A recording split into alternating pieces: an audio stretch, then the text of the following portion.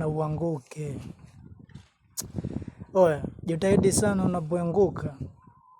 Uje na vitu vitatu tu. Tegemea sana Mungu wako, tegemea sana mikono yako, na tegemea sana miguu yako. Sababu usitegemee mkono wa mtu wala mguu wa mtu. Hakuna alofanikiwa kwa mkono wa mtu wala mguu wa mtu. Walofanikiwa kwa njia hiyo ni wachache sana, kwa sababu sio kila mtu ni mtu. Ni wachache sana walofanikiwa kwa njia hiyo.